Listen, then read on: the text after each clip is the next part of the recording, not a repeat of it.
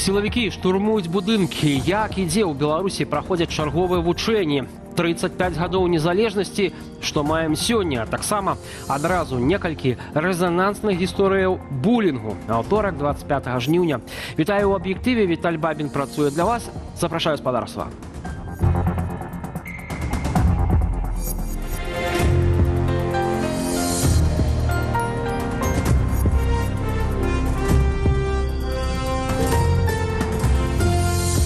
Тыдні ва ўзброеных сілах Беларусі праводзяць адразу некалькі тактычных вучэнняў.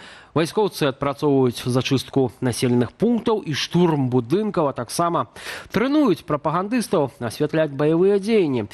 Адначасова Савет бяспекі працягвае раптоўнае правяранне ў войску, ды абяцае заняцца іншымі сілавымі структурамі. Падрабязнасці тэмы ў Кацярыны Андрэевай. Імклівы Арол 2026 вучэнні пад такой назвай днямі прайшлі ў Кітаі. Зводныя падраздзяленні складаліся пароўну з беларускіх і кітайскіх вайскоўцаў. Дэтальную легенду Міністэрства абароны не раскрывае, аднак паведамляе, што падчас вучэнняў у тым ліку адпрацоўвалі тактыку вядзення гарадскога бою. Напрыклад, вызвалення закладнікаў і зачыстка будынку. Группа выдвигалась к объекту, проводила доразведку, вскрывала систему охраны и обороны, определяла местонахождение заложников и главаря банды. На думку экспертаў, за беларуска-кітайскімі вучэннямі насамрэч можа стаяць палітычны сігнал Пекіна, які бачыць у транзітнай Беларусі зону сваіх інтарэсаў на еўрапейскім кантыненце. Кітай дае зразумець, што ён не дапусціць вайсковай эскалацыі на тэрыторыі Рэспублікі Беларусь. Уцягненне ўзброеных сілаў Рэспублікі Беларусь непасрэдна ў вайну з Украінай на баку Расійскай Федэрацыі і не дапусціць выкарыстанне тэрыторыі Рэспублікі Беларусь як плацдарму для расійскага ўварвання ва ўкраіну. Тым часам у самой Беларусі распачаўся цэлы спектр вучэнняў. Адно з іх трэніроўка для каменданцкіх частак. Акрамя падтрымання парадку і забеспячэння транспартнага руху ў гарнізонах, гэтым разам увагу нададуць працы з беспілотнікамі. Адначасова сілы спецыяльных аперацый у 6-ы раз зладзілі вучэнні ваенкар. Працаўнікоў дзяржаўных медыяў вучаць арыентаванню на мясцовасці і дзеянням падчас абстрэлу і аказанню першай медычнай дапамогі параненым. Маленький визуальный осмотр сделал. Что вам нужно наложить, это жгут быстро. Акрамя таго, працягваецца правяранне боегатоўнасці, якое яшчэ ў студзені раптоўна абвесціў Лукашенка. Тады ў войску было выяўлена нямала хібаў. Цяпер у поўную боегатовасць правялі артиллерийскую бригаду. Упор делается, конечно, в основном на особенности ведения боевых действий в современных условиях, на опыт внедрения украинского и иранского конфликтов в систему подготовки войск. Паводле Вальфовіча, правераць не толькі войска, але і іншыя сілавыя структуры. Напярэдадні падчас сустрэчы з губернатарам Архангельскай вобласці Лукашенка заявіў: Беларусі даводзіцца быць разам з Расіяй на фронте, і ад гэтага нікуды не падзецца. Нам удается здесь и предупреждать, и сдерживать потенциальных наших противников, скажем так, не врагов, пока противникам.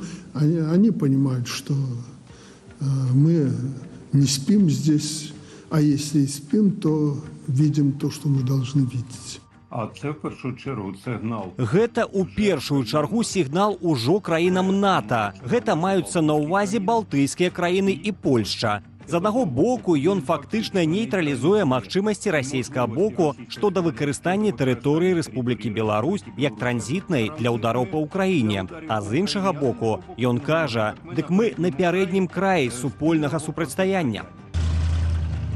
Як паведаміла Мінабароны, сёння таксама распачынаюцца аператыўна-тактычныя вучэнні вайскова-паветраных сілаў і супрацьпаветранай абароны. Яны працягнуцца да 10 верасня. Заключны этап пройдзе на палігоне Ашулук у Расіі. Кацярына Андрэева, Белсат. Рэгістрацыя новых некамерцыйных арганізацыяў толькі па ўзгадненні з КДБ. Гэткая норма пачне дзеяць у Беларусі з 1 ліпеня наступнага года, паведамляе праваабарончы цэнтр «Вясна». Новы закон аб дзяржаўнай рэгістрацыі і ліквідацыі суб'ектаў гаспадарання заменіць дэкрэт Лукашэнкі ад студзеня 2009 года, які рэгулюе рэгістрацыю і ліквідацыю юрыдычных асобаў. Некамерцыйныя арганізацыі нельга будзе зарэгістраваць, калі КДБ палічыць, што дзейнасць чальца асацыяцыі стварае пагрозу нацыянальнай бяспецы. На думку праваабаронцаў, гэтая норма мусіць закрыць нават нязначныя правгалы у лукашэнкаўскім заканадаўстве, якімі неўрадавыя ініцыятывы маглі скарыстацца для легальнага афармлення сваёй грамадскай дзейнасці. 35 гадоў таму, 25 жніўня 1991 года, Верховны Савет БССР абвясціў незалежнасць Беларусі. Дэпутаты на прапанову фракцыі Беларускага народнага фронту надалі канстытуцыйны статус дэкларацыі аб суверэнітэце БССР, прынятай годам раней. Галасаванне 25 жніўня сталася адказам на няўдалы путч ГКЧП, што адбыўся з 19 да 21 жніўня ў Маскве. Яго учыніла група генералаў і міністраў, якія імкнуліся аднавіць СССР у старым фармаце і зрынуць прэзідэнта Савецкага Саюзу Міхаіла Гарбачова. Адметна, што Лукашенка, які быў у той час дэпутатам Верховнага Савету, не галасаваў на тым паседжанні. 19 верасня 91-га дэпутаты Верховнага Савету змянілі назву краіны на Рэспубліка Беларусь, а ў снежні таго ж года СССР спыніў сваё існаванне канчаткова. У сваім тэлеграм-канале палітык і былы палітвязень Мікалай Статкевіч павіншаваў беларусаў з гадавінай незалежнасці, заклікаў да захавання беларускай дзяржавы ды выказаўся наконт разумення незалежнасці сёння. Сёння спаўняецца роўна 35 гадоў са дня галоўнай падзеі ў жыцці нашай дзяржавы. І хаця неўзабаве правіцелі краіны, каб захоўваць сваю ўладу над намі без правядзення неабходных цяжкіх рэформаў, сталі гандляваць незалежнасцю, беларусы ўжо зразумелі яе важнасць і неабходнасць, асабліва зараз, калі толькі фармальная незалежнасць пакуль ратуе нас ад наўпроставага ўцягвання ў расейска-украінскую вайну. А цяпер да эканамічных навінаў. Сярэдні заробак у краіне ў ліпені вырас, паведамляе Белстат. Цяпер ён складае больш за 3100 рублёў, да выплаты падаткаў або амаль на 68 рублёў больш, чымся ў чэрвені. Найвышэйшы сярэдні заробак па-ранейшаму ў сталіцы. Мінчукі атрымліваюць больш за 4100 рублёў. У Менскай вобласці працаўнік у сярэднім атрымлівае амаль на 900 рублёў менш. У іншых рэгіёнах Беларусі сярэдні заробак не перавышае 3000 рублёў. Самыя нізкія паказнікі ў Магілёўскай і Віцебскай вобласцях. В среднем за период, да, там январь, июнь этого года по отношению к аналогичному периоду прошлого года реальные зарплаты росли где-то примерно, да, там на уровне 7 с копейками процентов, 7% плюс, то производительность она росла чуть там на уровне 1%, 1% тоже там с какими-то десятыми, да, доли. То есть разрыв очевиден, рабочая сила становится более дорогой, а эффективность, то есть количество как бы товаров произведенных, там, услуг, оно не растет такими темпами. И последствия этому могут быть либо рост цен, ну, либо же компании будут снижать прибыльность, да, своей работы. Рэкламу азартных гульняў, якая літаральна захапіла публічную прастору ў нашай краіне, ўсё-такі абмяжуюць. Улады заявілі пра адпаведныя змены ў заканадаўстве.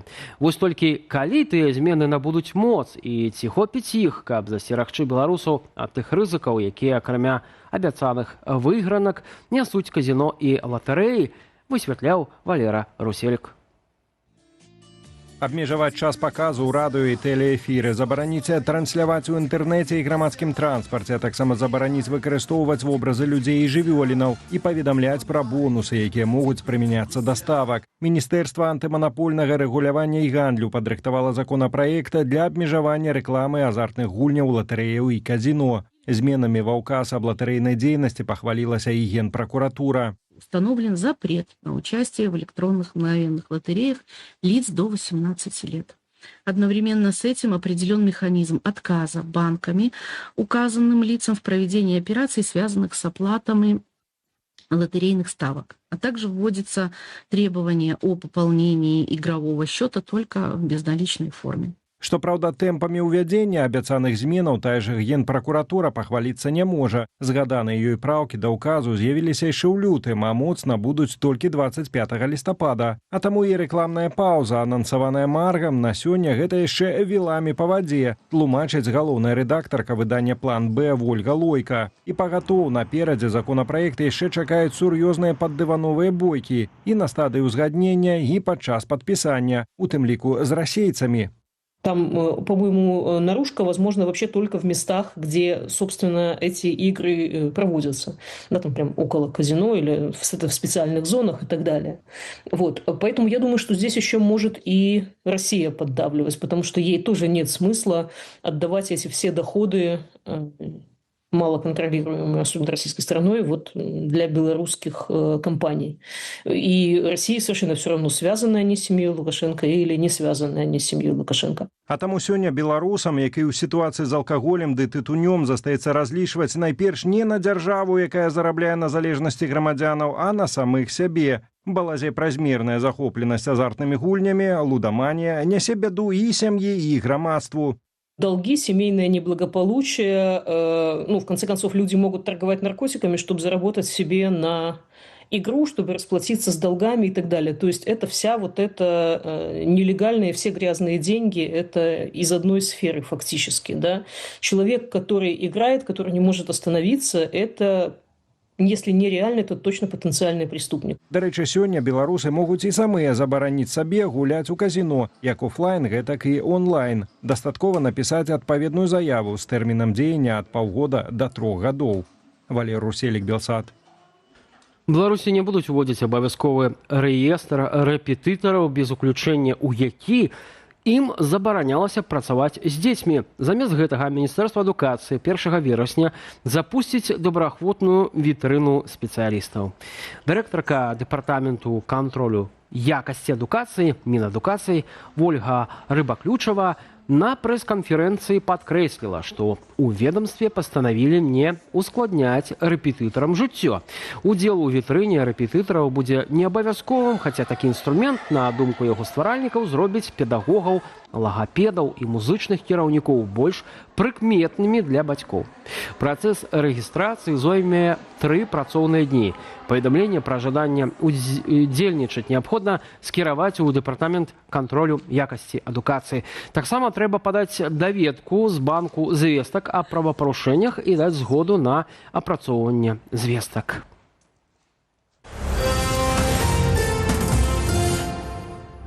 Тым часам да новага навучальнага года бацькі рыхтуюць дзецям заплечнікі, форму і сшыткі, але падрыхтавацца варта не толькі да урокаў. Вяртанне з канікулаў – гэта яшчэ і вяртанне ў школьны калектыў, дзе дзіця можа сутыкнуцца з цкаваннем або само зрабіцца яго ўдзельнікам. Апошнімі днямі ў соцсетках з'явілася адразу некалькі гісторыяў пра дзіцячы булінг. Як не прагледзець праблему, як на яе рэагаваць, разбиралась Ирина Дрофичук. Сегодня мой ребенок столкнулся с настоящим буллингом, когда 10 ребят пытались словить, заставить упасть на колени и извиняться. Гэтая гісторыя адбылася ў Бабруйску. А вось відэа з Барановічаў, дзе сям'я школьніка заявіла пра 2-гадовы булінг у гімназіі нумар 4. Паводле падлетка, аднакласнікі ўвесь час абражаюць яго, збіваюць і псуюць рэчы. Скоро 1 сентября, и все идут в школу. А я с ужасом жду этого дня, потому что каждый раз, заходя в класс, я встречаю вот это. З абодвух відэа незразумела, з чаго пачаліся канфлікты ў дзяцей. Але для булінгу не абавязковая нагода. Ад звычайнай сваркі ён адрозніваецца найперш тым, што цкаванне наўмыснае ды сістэматычнае, а сілы бакоў няроўныя. Меня несколько раз избивали толпой.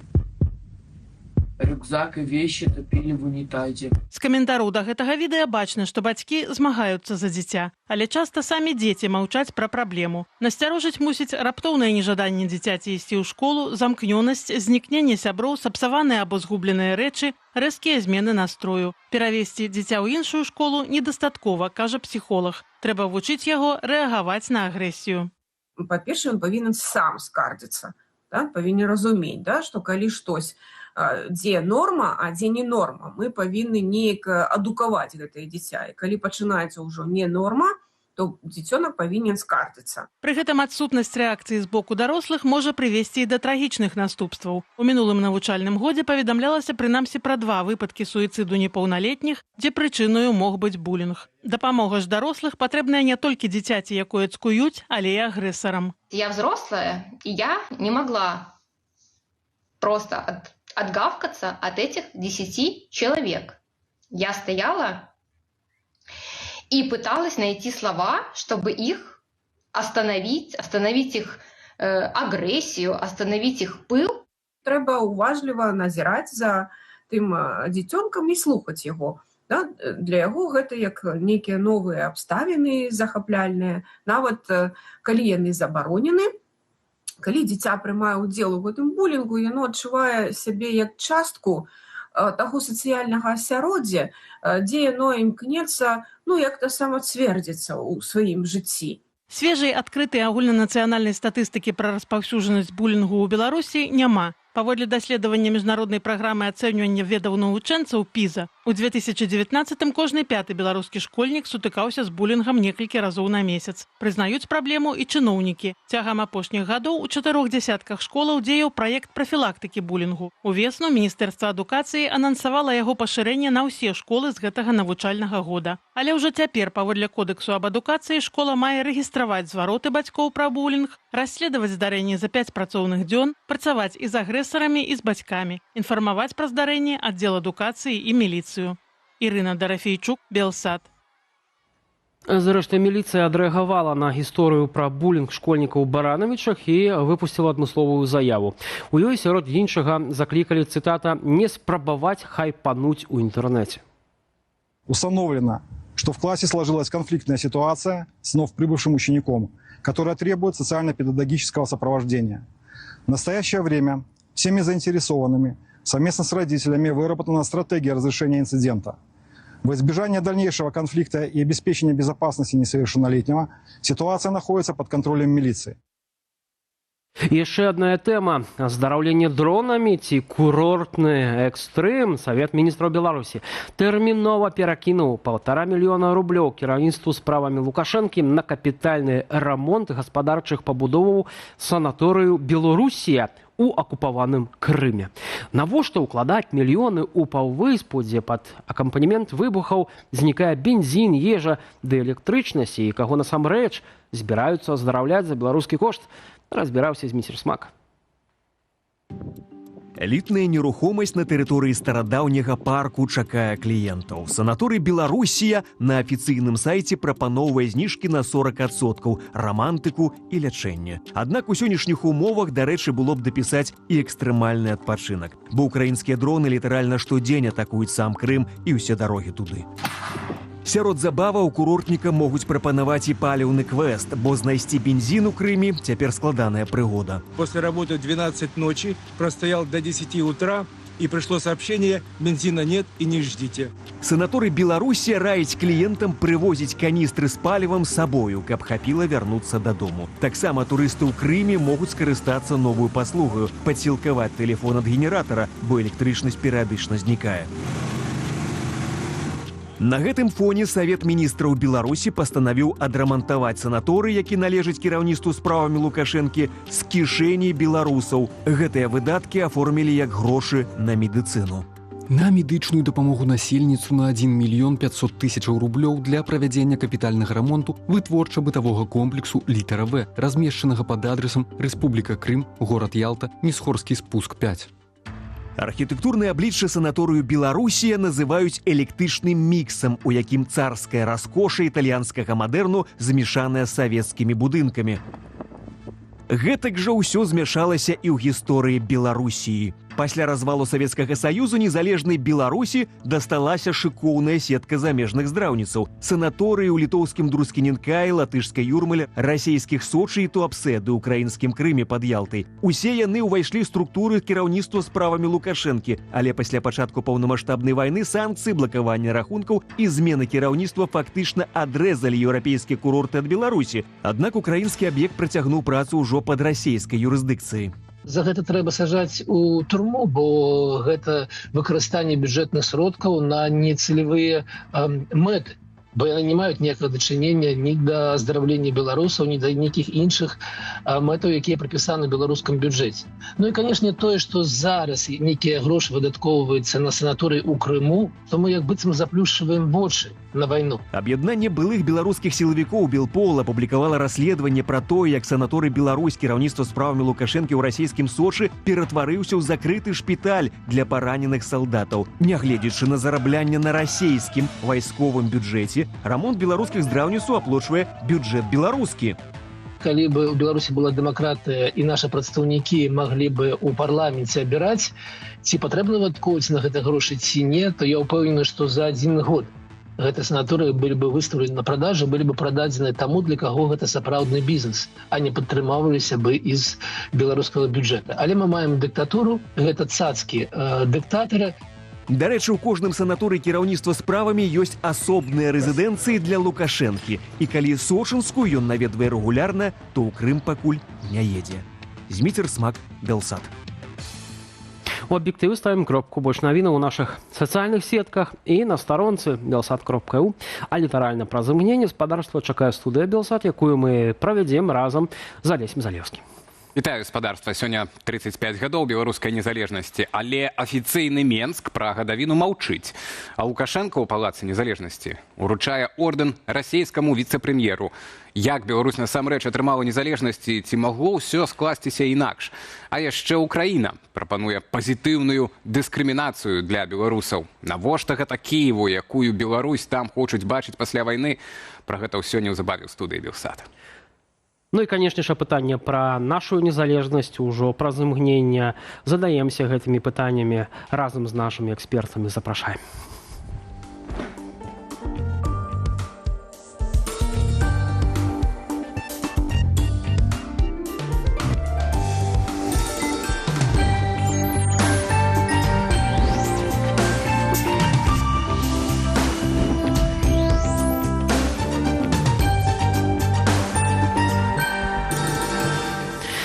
Што для вас азначае 25 жніўня? Такое пытанне задаем сёння. Гэта незалежнасць Беларусі, крок да суверэнітэту. Важная гістарычная дата, альбо ўвогуле для вас гэта нішто не значыць, не мае ніякага значэння. Зрэшты, за гэты апошні варыянт ніхто не прагаласаваў, што не можа нас не радаваць. Ну, не ведаю. Мяне, напрыклад, гэта значыць, што ніхто нас не глядзіць свядомых з боку афіцыйнай улады, бо афіцыйная ўлада не заўважыла, на жаль, гэтую дату. Ну, а можа быць, хоць і не заўважыла, аднак, тым не менш, лічыце ўсё ж такі важнай гістарычнай датай. Прымем гэта, што нават апаненты дэмакратыі, так і свабоды і прыхільнікі сённяшняга рэжыма таксама галасуюць за тое, што гэта важная гістарычная дата, ці за іншыя варыянты, якія пра гэта сведчаць. Ну, сімвалічна, што менавіта сёння, у 35-ю гадавіну здабыцця незалежнасці Беларусі у суседняй Украіне. Я нагадаю, што акурат гэтая краіна учора святкавала сваю гадавіну. У Беларусі акурат на наступны дзень была абвешчана. І сёння там зарэгістравалі ў Кіеве законапраект, як кажуць самі аўтары, пазітыўнай дыскрымінацыі беларусаў. І гаворка не толькі пра тое, як спрасціць ім жыццё ва ўкраіне сёння, а і пра тое, якім Кіеў бачыць адносіны двух народаў пасля вайны. Законапраект прапановвае стварыць для беларусаў асобны прававы статус. Тыя, хто легальна прыязджае ва ўкраіну, змогуць атрымаць так званы інтэграцыйны від на жыхарства адразу на 3 гады. з правам працаваць, весці бізнес і карыстацца сацыяльнай абаронай. А праз 3 гады жыцця ва ўкраіне можна падавацца на грамадзянства. Але ўжо пасля правярання спецслужбамі і экзаменаў на веданне украінскай мовы і гісторыі краіны. Адзін з аўтараў законапраекту, дэпутат Верховнай Рады Алексей Гончаренко, тлумачыць асаблівую умову гістарычнай, культурнай і этнічнай блізкасцю беларусаў і украінцаў. Напярэдадні прэзідэнт Володзімір Зеленскі, адказваючы на віншаванне Святланы Ціхановскай з Днём незалежнасці Украіны, напісаў: «Еўропа не можа дазволіць сабе страціць аніводную нацыю, што імкнецца да рэальнай незалежнасці». І дадаў, важна, каб Беларусь не была ўцягнута ў расійскую вайну і, ўрэшце, зрабілася дэмакратычнай, адкрытай і мірнай краінай. Акурат у гэты час ва ўкраінскіх дэпутатаў час спатканняў, але літаральна перад эфірам нам удалося абмеркаваць шансы прыняцця гэтага закону і перспектывы адносінаў з Беларусю з аўтарам гэтай ініцыятывы, дэпутатам Верховнай Рады Алексеем Гончаренком.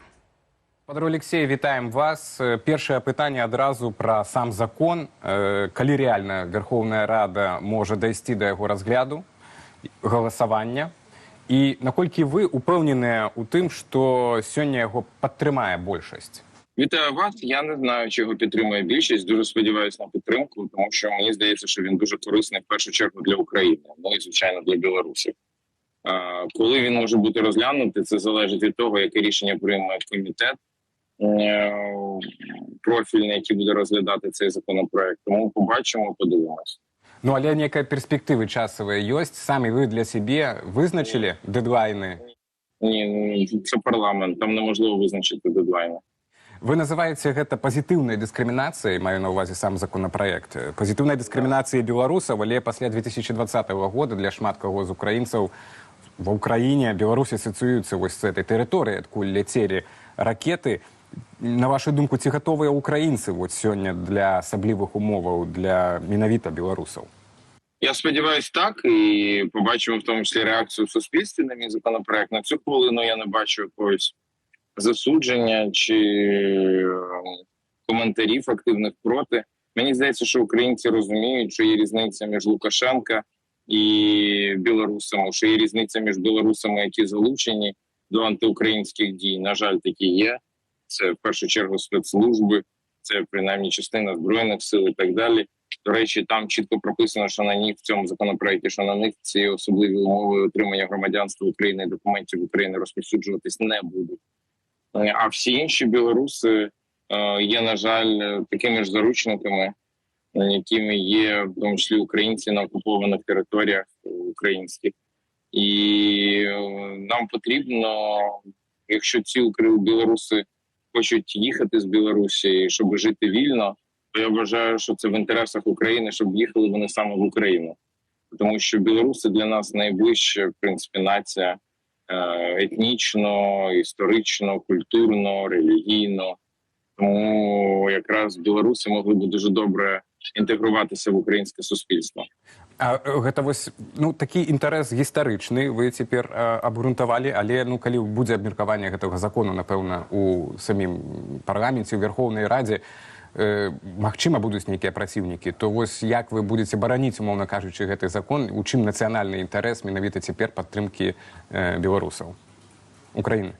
Наш національний інтерес – об'єднувати всіх, хто розуміє, що Росія – ворог, хто розуміє, що вільна Україна абсолютно необхідна, в тому числі для майбутньої вільної Білорусі. І Україна зацікавлена в людях.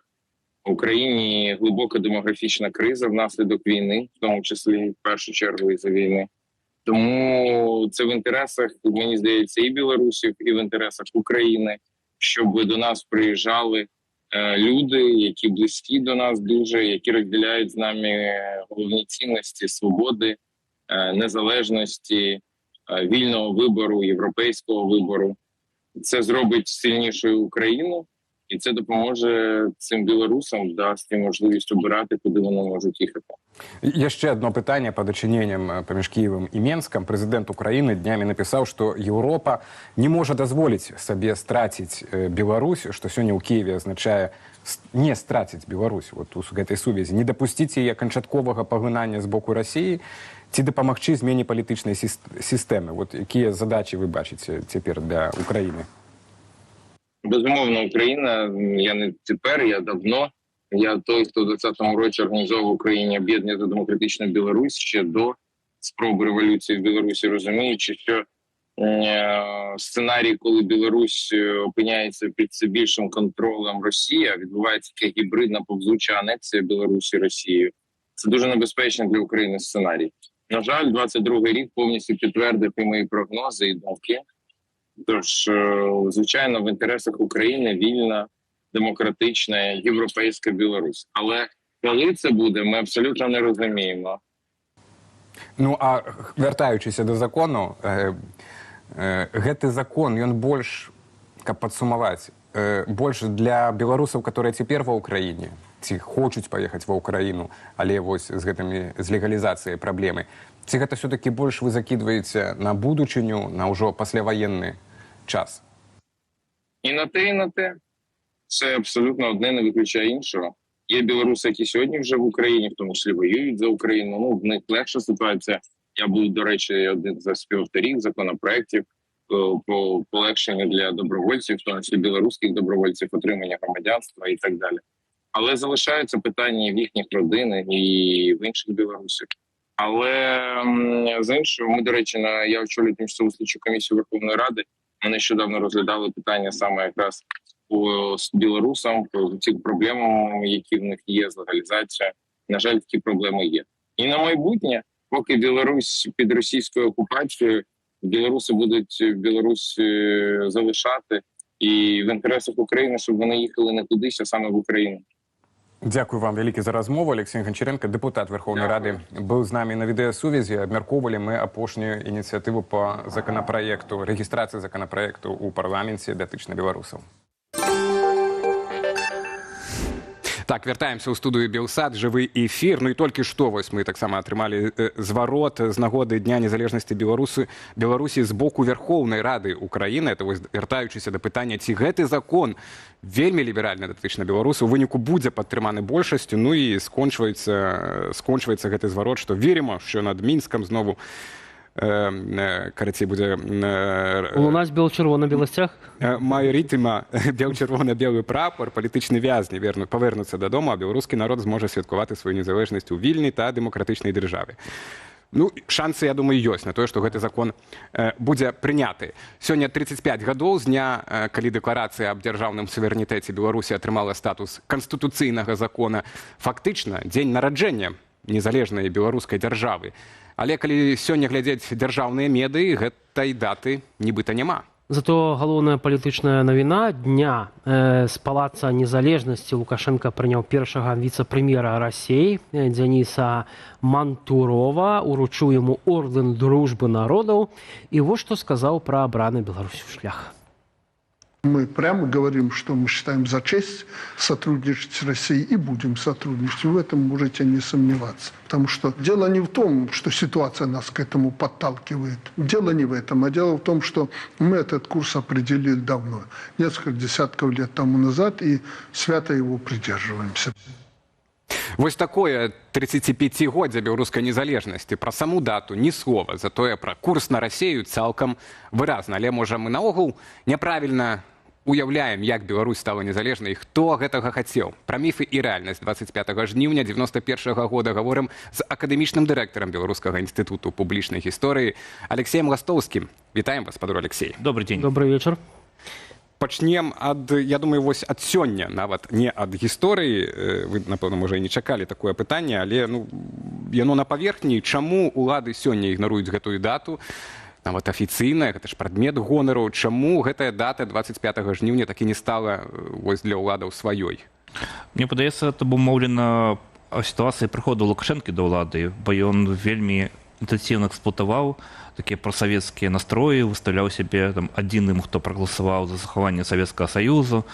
І вось гэта інерцыя, яна застаецца ў сіле, хаця вот выдавалася б, незалежнасць Рэспублікі Беларусі стала фактам, Дзень незалежнасці, галоўнае свята, але самі абставіны яны неяк містыфікуюцца, бо тады выводзіцца на першы план роля іншых людзей беларускага народнага фронту, якіх Лукашенко заўжды лічыў сваімі апанентамі. І таму вось это нараджэнне Беларусі як незалежнай краіны, яно сапраўды не хаваецца, замоўчваецца і знікае, і таму вось гэтыя святы, яны, якія маюць рэальнае дачыненне да ўжо абвешчання незалежнасці, не тое, што 3 ліпеня, яны фактычна былі выціснуты і забытыя ў сучаснай Беларусі. Ну, бо, напэўна, калі звяртацца да дзяржаўнай прапаганды, многія звярнулі ўвагу, што адлік ад незалежнай Рэспублікі Беларусь вядзецца менавіта з 94-го года, калі Лукашенко перамог на першых прэзідэнцкіх выбарах. Так, і сапраўды такая тэндэнцыя ёсць, хаця відавочна, што 94 год это проста выбары першага прэзідэнта. Так, это ніякім чынам не супадае незалежнай Беларусю, але вось гэтыя першыя гады яны сціраюцца, хаця і тады Лукашенко быў актыўным дэпутатам Верховнага Савета Беларусі, і гэта нельга лічыць як бы той гісторыі, якая не мае дачынення да палітычнай гісторыі Беларусі. Спадар Алексей, ну вось вы ўжо перад гэтым сказалі пра адзін з міфаў гэтых падзеяў. Гэта тое, што Александр Лукашенко галасаваў супраць, што ён галасаваў за захаванне вось на гэтым галасаванні Савецкага Саюза. Можа, ён і галасаваў на іншых галасаваннях за Савецкі Саюз, але канкрэтна вось па галасаванню па набыццю дэкларацыі так аб незалежнасці канстытуцыйнага закона Александр Лукашенко афіцыйна не галасаваў, ён адсутнічаў афіцыйна, хоць фізічна прысутнічаў у зале, але ён не зарэгістраваўся нават на это галасаванне. І я тады прапаную яшчэ да аднаго міфа звярнуцца, каб, можа, вы яго размянчалі ці пацвердзілі, што Беларусь нібыта 35 год таму атрымала незалежнасць, і хтосьці яе даў. Напрыклад, Масква, якая яшчэ ў 90-х годах, так, у 90-м годзе Гарбачоў, спадзяючыся неяк аднавіць, рэанімаваць СССР, меў такі план, што саюзныя рэспублікі падпісваюць дэкларацыю аб суверэнітэце і пасля перападпісваюць вось гэтую дамову ўжо з СССР, зноў з Масквой. Наколькі гэта праўда? То бок, што гэта дзякуючы Маскве фактычна? Ну, па-першае, трэба сказаць, што ўжо ішоў працэс дэзінтэграцыі Савецкага Саюза, і гэта быў агульны працэс для ўсёй вялікай дзяржавы. Але трэба сказаць, што сам гэты працэс, ён ішоў па лініях той архітэктуры, якая была створана ўжо пры стварэнні Савецкага Саюза, які паўставаў як саюз нацыянальных рэспублік. І за 70 гадоў існавання Савецкага Саюза ўжо сфармаваліся супольнасці, якія вучыліся на нацыянальных мовах, паўставалі нацыянальныя сяродкі інтэлігенцыі, фармаваліся нейкія свае ўласныя гаспадарчыя механізмы і паўставалі мясцовыя эліты. Хоць у нейкай мадыфікаванай форме, але тое ж самае было і ў Беларусі. І таму, калі ішоў распад Савецкага Саюза, то ён натуральна ўжо ішоў па тых лініях распаду, якія былі магчымымі. Гэта не было выпадковасцю, што паўстала вось такая структура, дзе паўстаюць саюзныя рэспублікі, якія абвяшчаюць сваю незалежнасць. Іншая рэч, што... Я выбачайце, то бок не было такога варыянта для Беларусі, што мы не становімся незалежнымі. Паводле дадзенай вось этой траекторыі, так скажем, которая ішла тады, умоўна кажучы, чаму Беларусь стала незалежна, а Татарстан не? Так, я думаю, што тут, напэўна, прынцыповым быў момант 1918 года, як не дзіўна. Таму што калі была ўтворана Беларуская народная рэспубліка, калі яна была публічна абвешчана як незалежная, то это было такім крокам візіянерскім, тым крокам, які разрываў палітычную структуру існую і ствараў нешта новае. І ўжо пасля БНР ўжо аўтаматычна было абвешчана па сутнасці Беларуская Савецкая Сацыялістычная Рэспубліка, і гэта ўжо прывяло да стварэння адасобленай, прынамсі, у палітычных межах Рэспублікі Беларусь. І вось гэты распад Савецкага Саюза, ён ужо па сутнасці успадковаў вось тую мару пра незалежную Беларусь, якая была закладзена ў 18 годзе. Але я скажу, што ўсё ж такі, калі мы кажам пра 91 год і пра 90 год, так, калі таксама да гэта ўжо вялася падрыхтоўка, то павінна была ўсё ж таки быць палітычная сіла, якая гэта будзе дэклараваць, якая будзе весці рэй, якая будзе вызначаць накірункі. І я думаю, што Беларусі пашанцавала, што ўсё ж таки была фракцыя БНФ у Верховным Савеце, якая выступила лідарам у гэтым змаганні за незалежнасць. Вот хацеў бы перайсці да наступнага другога міфа пра тое, як Беларусь займела незалежнасць у 91 годзе, што менавіта гэтыя 27 дэпутатаў Верховнага Савета, яшчэ савецкага Верховнага Савета з 340 там з нечым дэпутатаў угаварыла вось гэтую камуністычную номенклатуру, але не Лукашенко, як мы ведаем, ён нават не галасаваў, прагаласаваць за гэтую дэкларацыю аб незалежнасці, так, ствараць войска і грошы. Ці гэта сапраўды так, што вось гэтыя 27 спартанцаў вось гэта здзейснілі? Вот мы бачым, камуністычна былыя лідары аплёванымі спінамі, дарэчы, ідуць на гэтым, так, былі і такія часы. Не, гэта быў, безумоўна, тэктанічны зрух, і мясцовая номенклатура, якая была рэпрэзентавана ў Верховным Савеце, она ўжо адчувала, што няма нейкіх іншых варыянтаў, што трэба рухацца ў гэтым баку. Хаця яна не хацела, так, тому што у нас ўсё-такі ў адрозненні ад іншых савецкіх рэспублік мясцовая номенклатура была вельмі моцна залежнай ад Масквы, арыентаванай, і была вельмі слабай у самастойнасці рашэнняў, што асабліва было бачна на прыкладзе апошніх кіраўнікоў БССР. Але гэта адчуванне неабходнасці пераменаў, яно было відавочным. З іншага боку, трэба было гэта артыкуляваць, вынесці, выказаць і быць такім верховіком перамен, і фракцыя БНФ эту задачу вельмі добра выканала. То есть я не могу сказать, что вот без яе б не адбылося вось это распаду і тварэнне Беларусі, але оно адбывалася іншым чынам. Відавочна, што, напрыклад, не было б бел-чырвона-белага сцягу, калі б не пазіцыя фракцыі БНФ і пагоні як нацыянальных сімвалаў, яшчэ многіх іншых атрыбутаў такого фармавання незалежнай Рэспублікі Беларусь. Гэта таксама істотна, і тое, што тады было зроблена, я думаю, мы не павінны неяк змяншаць значэнне гэтых дзеянняў. Спадар Алексей, а калі вось кажам пра самую дату і незалежнасць, так, 27 ліпеня 90-го была прынятая гэтая дэкларацыя, канстытуцыйны статус праз год, толькі ў жніўні, 25 жніўня, і дзень незалежнасці ў Беларусі ў першыя гады незалежнасці адзначаўся менавіта 27 ліпеня. Аднак вот да вас пытанне, як да гісторыка, все ж такі больш слушным адзначаць было б дзень незалежнасці менавіта ў гэты сённяшні дзень, ці ў ліпень, а ёсць яшчэ меркаванне 25 сакавіка на дзень волі? Так, тут зноў жа няма нейкага адназначнага адказу, тому што мы бачым сітуацыю, што і ў іншых рэспубліках таксама ёсць з гэтым складанасці. У той жа самай Літвы, дзе святкуе таксама некалькі дзён звязаных з незалежнасцю, тому што это быў такі паступовы працэс, і кожны з гэтых дат мае сваё права на існаванне.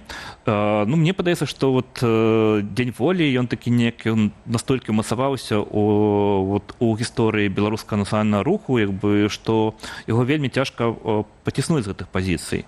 І таму ўсё ж такі вось даты, звязаныя з 90-91 годам, яны таксама ў некаторай ступені засталіся ў ценю 25 сакавіка. Тым больш вы самі сказалі, што каб не было 18-го года, не факт, што для нас бы спрыяльна скончыўся год 91. Трэці міф, да якога я хацеў бы, ці не міф, звярнуцца, пра тое, што апошняе інтэрв'ю Зенона Пазняка можна паглядзець на польскае радыё для Беларусі, так, і ён там кажа канкрэтна, што так, мы ў 91 годзе все, што, як вы кажаце, змаглі ў Верхоўным Савеце, в сценах авальнай залі зрабілі, але грамадства, на жаль, не было гатовае да вось нейкіх рухаў бок перамену. Ці гэта так? Я тады працягну, ці грамадства якраз і было гатовае, і яно прагаласавала ў 94 годзе, так як прагаласавала за незалежнасць, але абмежаваны з Расіяй. Сапраўды, умоўна кажучы, пазіцыі нацыянал-дэмакратычнага руху яго папулярнасці сярод мясцовага насельніцтва былі куды слабейшымі, чым у параўнанні, напрыклад, з балтыйскімі рэспублікі ці нават з Украінай. І гэта відавочна паўплывала на тыя палітычныя працэсы, якія адбываліся ў пачатку 90-х гадоў. І заканамерны эканамічны крызіс, які адбываўся ў пачатку 90-х гадоў, ён таксама вёў да росту постсавецкай ностальгіі. І, ведаеце, Александр Лукашенко, дарэчы, у тыя часы спрабаваў ісці па ветру. То есть ён і зайграваў з БНФ, ён даваў інтэрв'ю вялікія літаратуры і мастацтва ў той час. То есть прадстаўляў сябе як дэмакратычным дэпутатам. Але потым зразумеў, што ёсць гэта патрэба на савецкую ностальгію, і ён яе ўдала выкарыстаў падчас прэзідэнцкай кампаніі 94 года. Але паглядзіце, такія ж працэсы, рэакцыя на эканамічны крызіс і ностальгія па страчанаму часу былі і ў суседзяў. Тое ж самае посткамуністычныя сілы прыходзяць да ўлады ў Літве, у Польшы, Украіне, і толькі выратовае расстрэл парламента, каб не прыйшлі эта чырвона-карычневая коаліцыя да ўлады. Таму і тут Беларусь не асабліва вылучаецца. Іншая рэч, што Лукашенко здолеў замацавацца ва ўладзе і стварыў ужо свой такі кансалідаваны аўтарытарны рэжым, што па сутнасці адрознівае Беларусь ад іншых рэспублік. Але чырвона-карычневая коаліцыя, як вы кажаце, у выніку прыйшла да ўлады. У Расіі? У Расіі, як след, як наступства ў Беларусі. Тут трошку больш складаная сітуацыя, таму што калі мы кажам пра Пуціна, то ўсё ж такі яго прыход да ўлады гэта у першую чаргу перадача ўлады ўнутры ельцынскага клана. І яго задача была захаваць гэтыя пазіцыі. І іншая рэч, што Пуцін паступова перайшоў на эту ідэю эксплуатацыі імперскай ностальгіі, бо ён на пачатку свайго кіравання таксама не аперыраваў усімі гэтымі тэрмінамі. Публічна не кіраваў, мы цяпер ведаем, а не публічна. Так, апошняе пытанне, спадар Алексей, як вы бачыце наступны віток гісторыі, быў 18-91 год, няхай будзе 20 год, напрыклад, так? І пры наступным вітку гісторыі, калі адкрыецца гэтае вакно магчымасцяў для Беларусі, наступнае, так, для умацавання нашай уже дадзеным выпадку незалежнасці, вяртання нашай незалежнасці, як вы бачыце нашае грамадства, сілы грамадства і ўнутры, і за мяжой, ці мы зможам лепш распарадзіцца гэтым вакном магчымасці, чым гэта было ў папярэднікаў, хаця яны няблага гэта зрабілі, улічваючы ўсе акалічнасці. Па-першае, нам трэба не забывацца на Беларусь тым, хто знаходзіцца за мяжою, і думаць, якім чынам мы можам уздзейнічаць на свядомасць і як працаваць на карысць Беларусі па-за межамі краіны. І каб ужо была свядомасць людзей і жаданне рабіць еўрапейскі выбар на карысць дэмакратыі пры новым акне магчымасці. А відавочна, што бліжэйшы час ён не будзе, бо гэта патрэбна, па-першае, каб была вельмі моцна аслабленая Расія.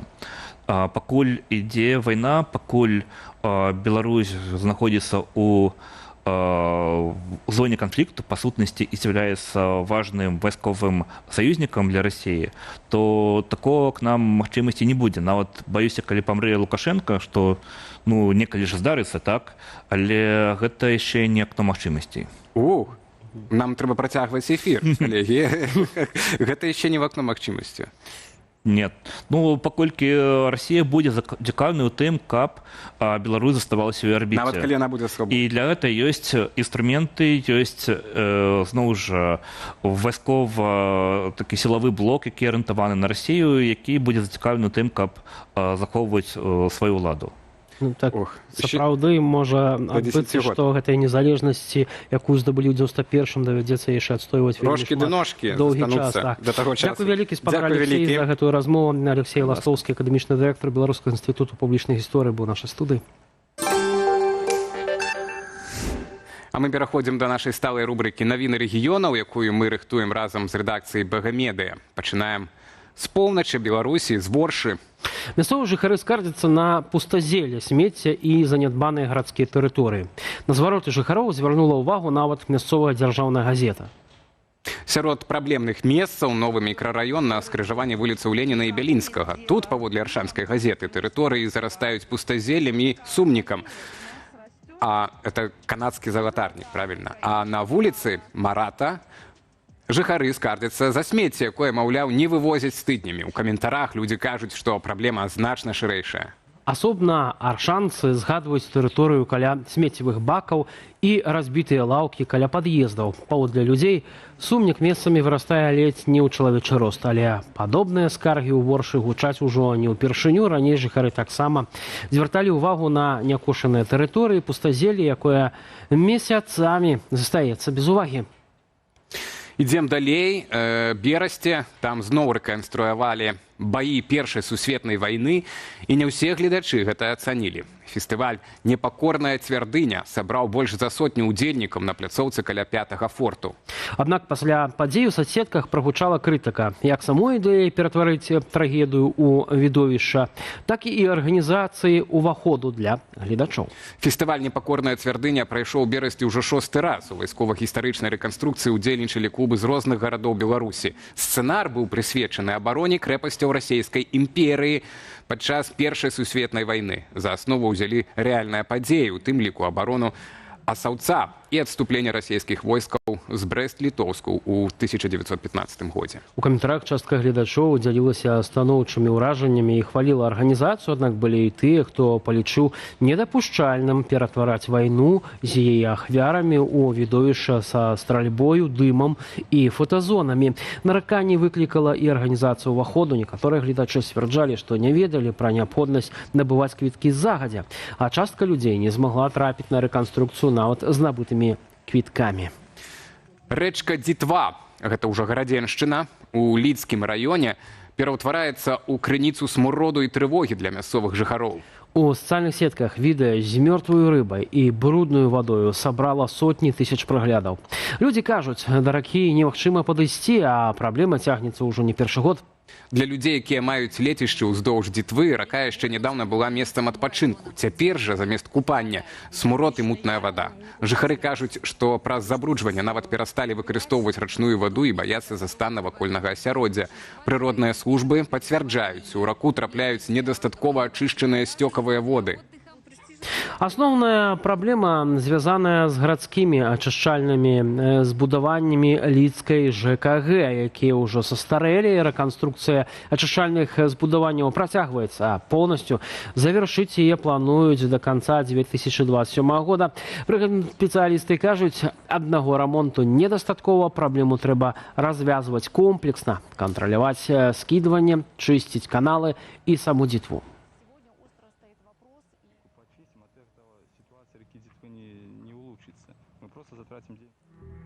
Ну а цяпер у нашым эфіры час на традыцыйную рубрыку ад Віталя Цыганкова. Віталь ужо ў нашай студыі.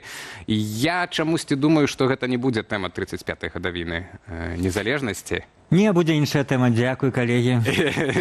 Так што так, бо ўжо столькі вы сёння пра яе расказалі, што Віталя штосьці новае, напэўна, будзе. Сегодня поговорим про руссо-туристов в Беларуси. За что они так любят ездить в нашу краину и чему их манеры и поводины нередко выкликают раздражнение у белорусов. А в конце программы я вам скажу, что варто зрабіць, каб российские туристы не отчували себя в Беларуси як у дома. А вас обирают российские туристы в Беларуси? Пишите в комментариях, але только калі гэта для вас бяспечна. Не праходзіць тыдня, каб в соцсетках не абмяркоўвалі чарговага допісу ці відэо пра паводзіны расійскіх турыстаў Беларусі. Беларусы, якія як нацыя ўсё ж не пазбаўлены пэўнага комплексу непаўнацэннасці і самаедства, гледзячы на расейцаў, у гэтым выпадку адчуваюць сябе людзьмі больш высокай побытавай культуры. Расійцы кідаюць смецця, неправільна паркуюцца, парушаюць правілы дарожнага руху, не паважаюць беларускіх нормаў і традыцыяў, патрабуюць прымаць у іх расійскія рублі, а яшчэ смеюцца з нашай мовы. Карацей, агулам паводзіце прыблізна вось так.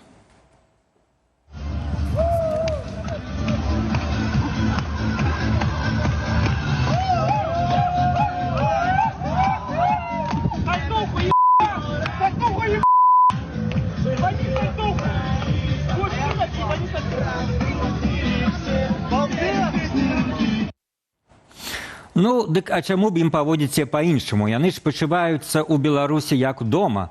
Вось і паводзіце як удома. З іншага боку, многія расейцы шчыра хваляць Беларусь і захапляюцца ёю.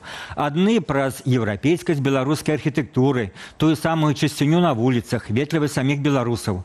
Праз тое, што ў Беларусі можна, пакуль што, даволі спакойна карыстацца інтэрнэтам, заходнімі сацыяльнымі сеткамі, фейсбукам, інстаграмам, што ёсць крамы адзення Зара, Бершка, Манга, ды нават той самы Макдональдс. Для гэтых людзей Беларусь гэта такая Еўропа на мінімалках, якая для іх цяпер пераважна закрытая. Адначасова і трошкі Захад, але і трошкі Расія, бо ўсё вакол на расійскай мове і рэаліі пераважна зразумелыя. Іншых расейцаў Беларусь прываблівае тым, што гэта ў іхнім разуменні такі кавалак Савецкага Саюзу. Так бы мовіць, востраў Крым, Расія, якую яны страцілі. У беларускіх санаторыях каля 60% складаюць расейцы. І недавно ўлады ураўнавалі цэны на пуцёўкі. Цяпер яны аднолькавыя для беларусаў і для замежнікаў. А яшчэ тая самая чысціня, парадак, адны славянскія твары на вуліцах і ввогуле мала людзей.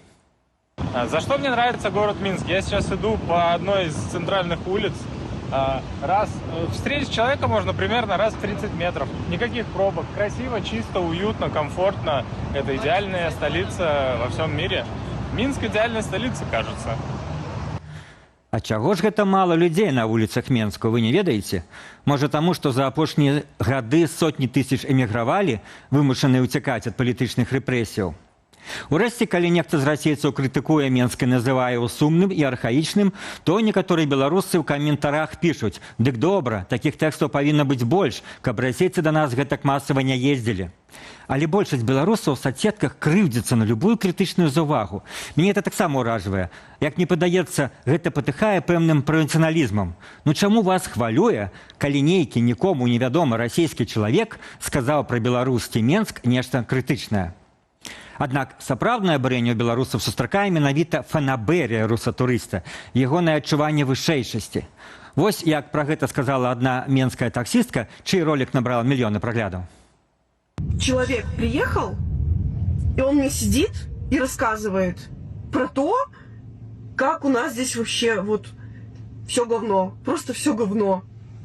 Адекватные русские, конечно же, встречались, были такие за время моей работы, но это вот просто отношение, он барин, он приехал, он барин. Он к тебе относится как вот грязь из-под ногтя, он барин. И вы вот все здесь, вы здесь все неправильно живете. Вось дзе беларусы сапраўды кардынальна ментальна адрозніваюцца ад расейцаў? Няма ў нас гэтай фанабэрыі, жадання лезці ў чужыя парадкі. Беларусы, калі прыязджаюць у іншую краіну, безумоўна паважаюць мясцовыя нормы і паводзіны, не лезуць са сваімі парадкамі чужы манастыр. Ці, можа, я памыляюся, тады напішыце ў каментарах, я все читаю і на все спрабую адказаць. А калі беларусы сустракаюцца з расійскім хамствам і фанабэріяй, то адразу разумеюць, у чым мы адрозніваемся. І нашы зацятыя прыхільнікі з сабойкі і шуфляткі пачынаюць палымяна біць расейцаў парадкам, чысцінёй на вуліцах, стаяннем на чырвоны сігнал светлафора і ветлівасцю на дарогах. Маўляў, у нас культура, а не ваш гэты хаос, у нас павага асабістых межаў, мы больш спакойныя, няма вашага расійскага шуму, хамства і фанабэріі. Мы не лезем да іншых сваімі парадкамі і гэтак далей. Доўгае і часам нават спрэчнае пералічэнне станоўчых рысаў нацыянальнага беларускага характару. Але ж існуе кардынальнае развязанне гэтай праблемы.